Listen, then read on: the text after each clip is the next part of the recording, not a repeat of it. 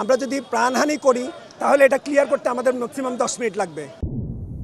ঘটনা জুলাই গণ অভ্যুত্থানের সময়। সে সময় র্যাব 10-এর অধিনায়ক ফরিদ উদ্দিন ছাত্র জনতার আন্দোলন দমনের দায়িত্বপ্রাপ্ত কর্মকর্তা হিসেবে ছিলেন যাত্রাবাড়ি এলাকায়। যাত্রাবাড়ি এলাকায় শিক্ষার্থীদের উপর নৃশংস ও বর্বরতম হামলার নেতৃত্বেই ছিলেন পুলিশ থেকে যাওয়া র্যাবের এই কর্মকর্তা।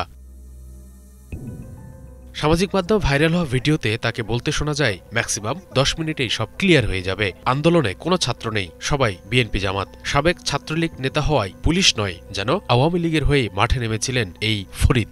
সাধারণ শিক্ষার্থী নাই, সরকার বিরোধী লোকজন এখানে এসেছে। তবে 5 আগস্টের পর পুলিশের অনেক কর্মকর্তা পালালেও ভুল পাল্টাতে ব্যস্ত হয়ে পড়েন ফরিদ।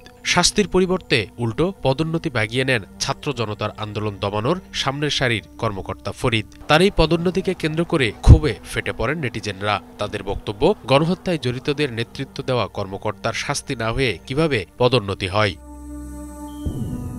সম্প্রতি কেন্দ্রীয় শহীদ মিনারে গণ অধিকার পরিষদের বিক্ষোভ সমাবেশ থেকে ছাত্র হত্যাকারী তৎকালীন এই র্যাব কর্মকর্তা ফরিদ উদ্দিনকে গ্রেফতারে সরকারকে 12 ঘণ্টার আলটিমেটাম দেন, যা উঠে এসেছে বিভিন্ন গণমাধ্যমে।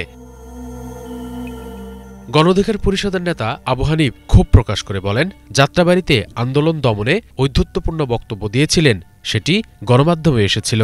এমন একজন অফিসার কিভাবে বিচারের মুখোমুখি না হয়ে পদোন্নতি পায়, সেই প্রশ্ন ছুড়েন তিনি। থানার নিরাপত্তা পর্যাপ্ত, এখানে পর্যাপ্ত পরিমাণ এপিসি আছে।